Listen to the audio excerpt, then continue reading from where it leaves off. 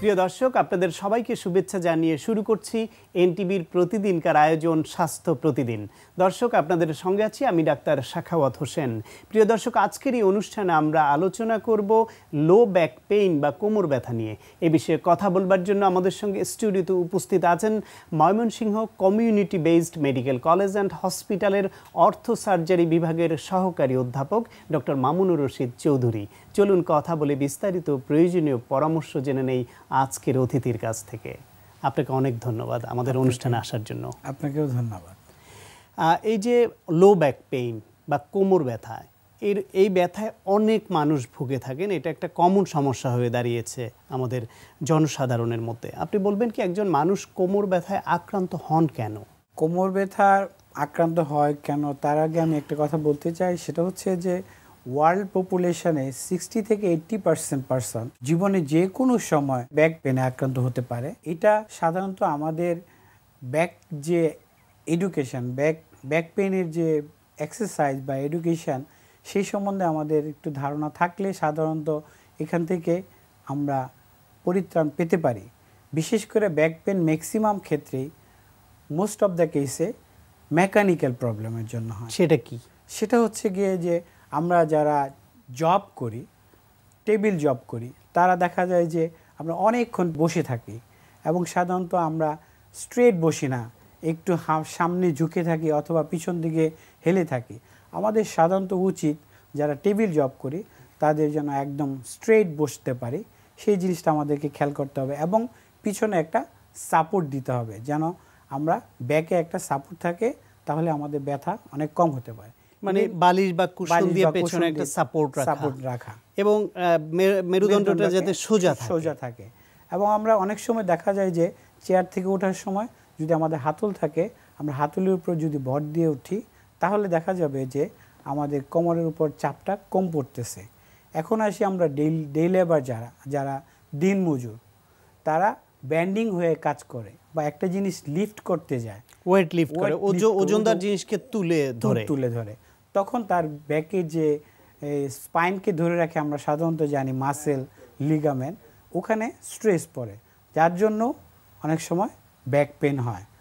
এছাড়া দেখা যায় যারা হচ্ছে যে হাউস হোল্ড জব করে তাদের ক্ষেত্রেও দেখা যায় যে অনেকক্ষণ ঘর ঝাড়ু দিচ্ছেন বাঁকা হয়ে বা সামনের দিকে ঝুঁকে, অথবা ও যে কি বলি আমরা ঘরটাকে মুছে পানি দিয়ে, তো সেই ক্ষেত্রেও এটা ব্যাক পেন হতে পারে। এইসব ক্ষেত্রে আমাদেরকে সতর্ক থাকতে হবে যেন আমরা বেশি সময় না নিই। আমরা দ্যাট মিনস হচ্ছে যে ব্যান্ডিংটা যতটুক কম করা যায় সেটা ভালো। আমরা ওয়েট লিফট করার সময় আমাদেরকে খেয়াল রাখতে হবে যেন আমরা আগে বসে নেই, তারপর ওয়েটটাকে লিফট করি, নট ব্যান্ডিং হয়ে।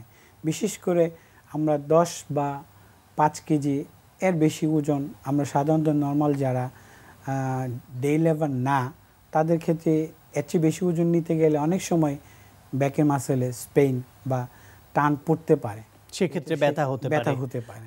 আর গ্রুপ অফ পিপল যাদের কথা একটু না বললেই নয়, আপনার পরামর্শ চাইবো যে আমাদের মা বোনেরা বিশেষ করে যখন রান্নার সময় তরকারি, মাছ, বিভিন্ন জিনিস কাটাকুটি করেন, তখন তাদের যে বসার যে অভ্যাস, সেটা কী ধরনের, মানে ওই যে অনেকক্ষণ ধরে পিড়িতে বা এমনিতে বসে যে কাজ করেন, এইটা স্বাস্থ্যপ্রদ কিনা বা এতে ব্যাক পেইন হতে পারে কিনা বা করণীয় কি?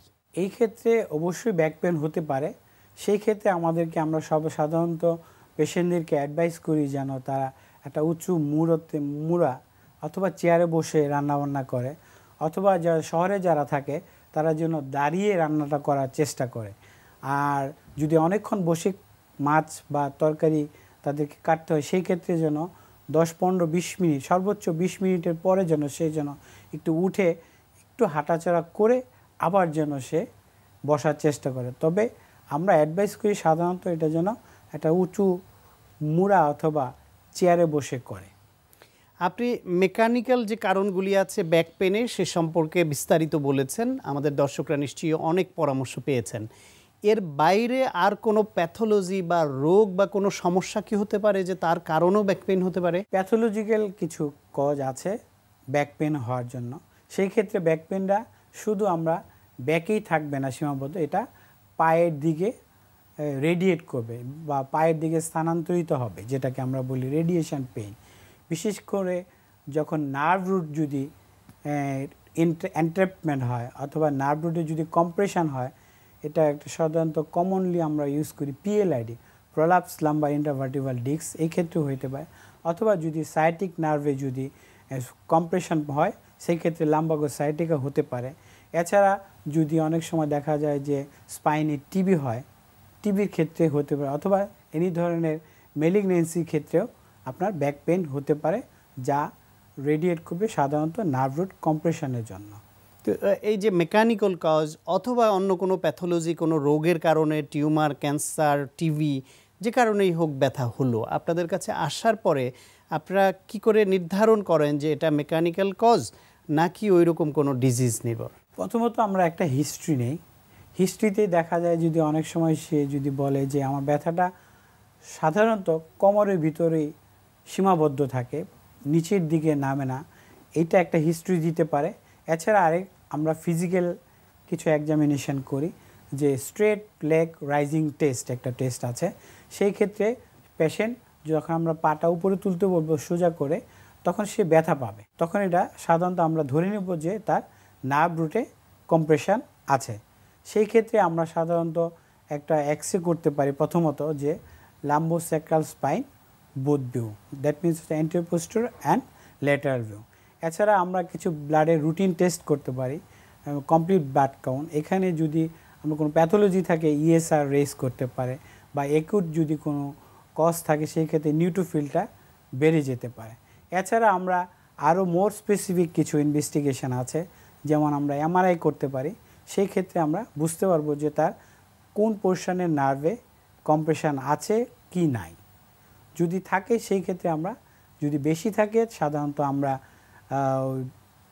কনজারভেটিভের সঙ্গে প্রথমত কনজারভেটিভ দেই। ইউজুয়ালি 6 উইক্সের ভিতরে পেশেন্টগুলা 50% কিউর হয়ে যায়। আর যদি শুধু মেকানিক্যাল কজে থাকে তাহলে 6 উইক্সের ভিতর অলমোস্ট সে কমপ্লিটলি ব্যথা থেকে মুক্ত হয়ে যায়।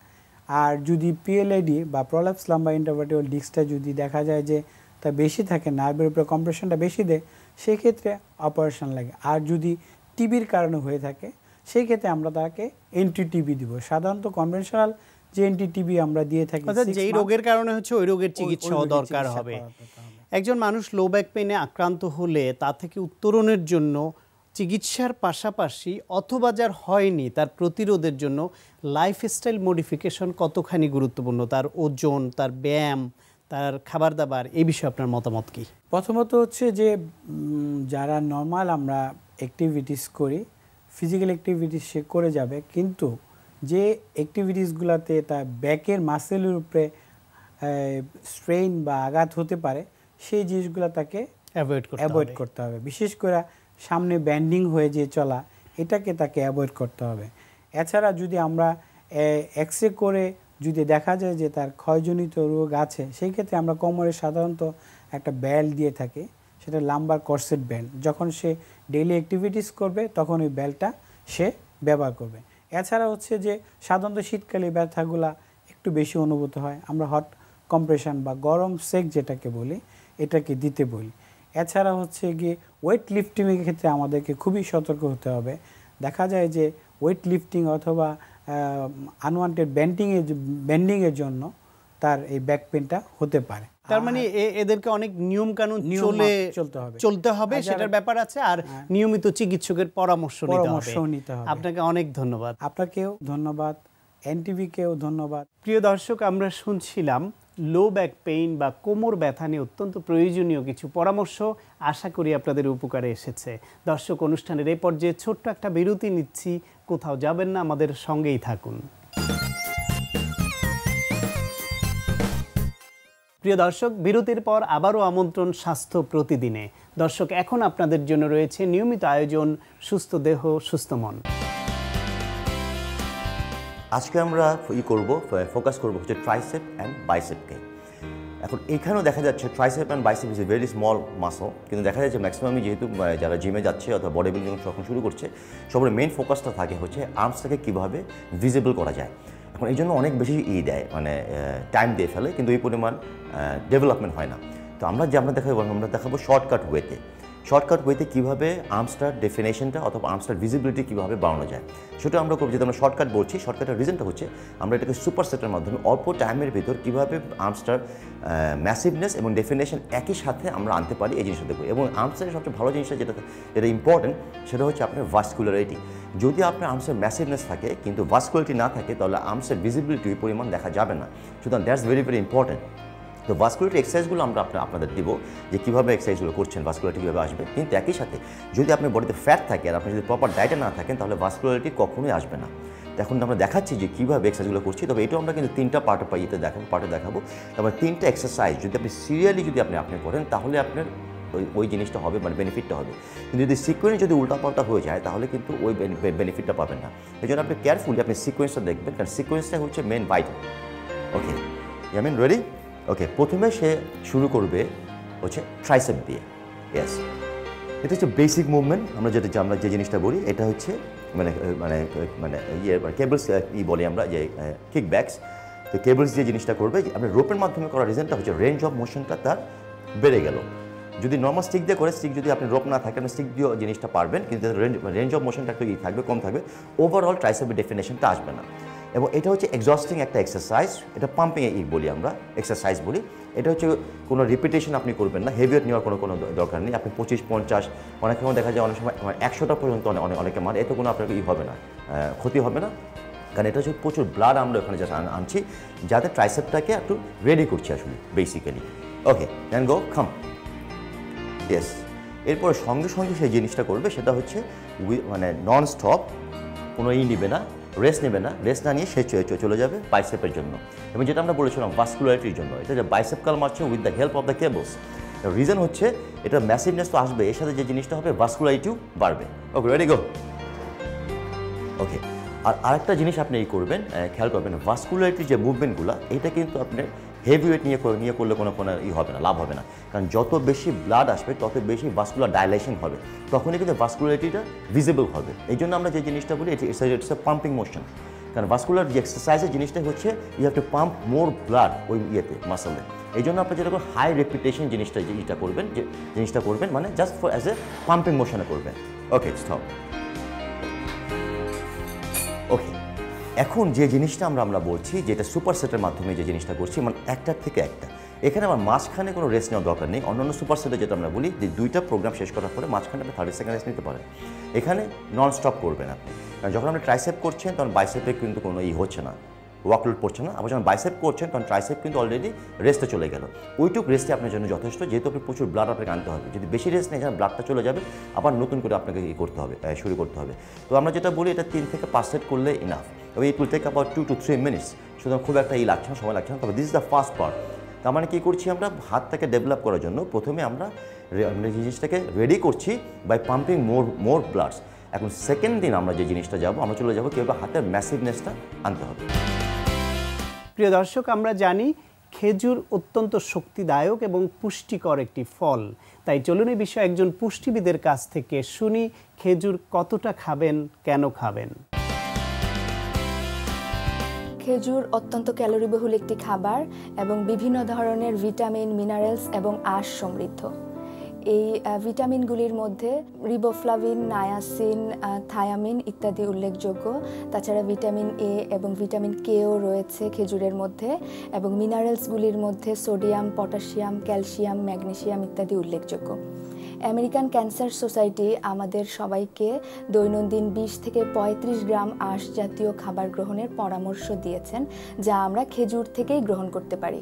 তাছাড়া সারাদিনে একটি খেজুর আমাদের চোখের সুস্থতা দান করে। খেজুর উচ্চমাত্রার সলিউবল ফাইবার সমৃদ্ধ, যা ন্যাচারাল ল্যাক্সেটিভ হিসেবে কাজ করে, আমাদের বাওয়েল মুভমেন্টে সহায়তা করে এবং কনস্টিপেশন দূর করতে বিশেষ ভূমিকা পালন করে। খেজুরে প্রচুর পরিমাণে মিনারেলস যেমন সেলেনিয়াম, ম্যাঙ্গানিজ, জিঙ্ক ইত্যাদি থাকায় তা হাড়ের গঠন এবং বর্ধনে সহায়তা করে এবং বিভিন্ন ধরনের হাড়ের অসুখ যেমন অস্টিওপরোসিস থেকে রক্ষা করে। নিকোটিন নামক উপাদানটি খেজুরে থাকায় তা আমাদের অন্ত্রের বিভিন্ন ধরনের অসুখ থেকে থেকে রক্ষা করে। তাছাড়া অ্যানিমিয়া দূর করতে খেজুরের জুড়ি নেই। খেজুরে প্রচুর পরিমাণে আয়রন রয়েছে। তাছাড়া একটি উপাদান খেজুরে রয়েছে যা সচরাচর আমরা খাবারে খুব কম পাই, তা হচ্ছে অর্গানিক সালফার।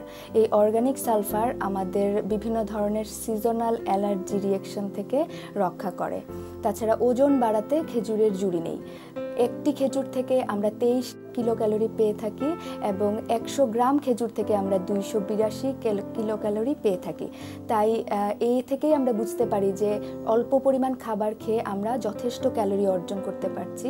যারা ওজন বাড়াতে চান বা মাসেল বিল্ড করতে চান তাদের জন্য খেজুর খাওয়ার জন্য আমরা পরামর্শ দিতে পারি। খেজুরে রয়েছে প্রাকৃতিক সুগার যেমন গ্লুকোজ, ফ্রুক্টোজ, সুক্রোজ ইত্যাদি, যা অল্প পরিমাণে এবং খুব কম সময়ে আমাদেরকে শক্তি যোগাতে সহায়তা করে। তাছাড়া ডায়রিয়া হলে খেজুর একটি বিশেষ ভূমিকা পালন করে। যেমন খেজুরে প্রচুর পরিমাণে পটাশিয়াম রয়েছে যা আমাদের ডায়রিয়া পরবর্তী সমস্যা দূর করতে বিশেষ ভূমিকা পালন করে। সামনে রমজান মাস আসছে, তাই সারাদিন উপোস থাকার পরে আমাদের এই ক্যালোরির ঘাটতি আমরা খেজুর দ্বারাই পূরণ করতে পারি। ডায়াবেটিক রোগীরাও অনায়াসে 2টো খেজুর নিতে পারেন। তাই আমি এই কথা বলতে চাই যে সারাদিনের দৈনন্দিন খাদ্য তালিকায় খেজুরের গুরুত্ব অপরিসীম। প্রিয় দর্শক, এখন আপনাদের জন্য রয়েছে স্বাস্থ্য প্রতিদিন আজকের হেলথ টিপস।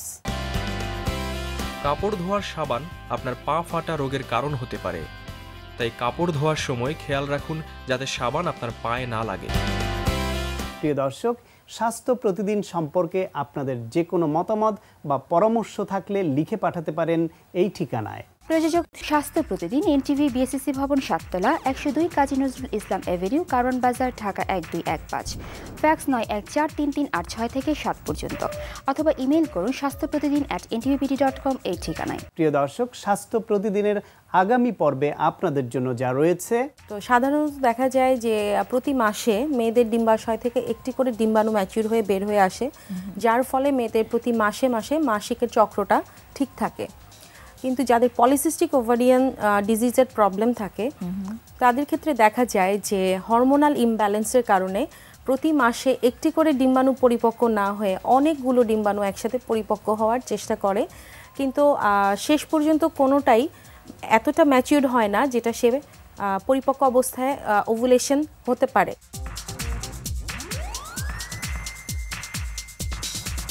প্রিয় দর্শক, বিশ্বের যে কোনো প্রান্ত থেকে যে কোনো সময় এনটিভিতে সম্প্রচারিত সংবাদ ও অন্যান্য সকল অনুষ্ঠান উপভোগের জন্য ভিজিট করুন আমাদের পূর্ণাঙ্গ ওয়েব পোর্টাল www.ntvbd.com। দর্শক, আজ এ পর্যন্তই। সবাই ভালো থাকুন, সুস্থ থাকুন এবং নিরাপদে থাকুন। দেখা হবে আগামীকাল ঠিক একই সময়ে আপনার প্রিয় এনটিভির পর্দায়।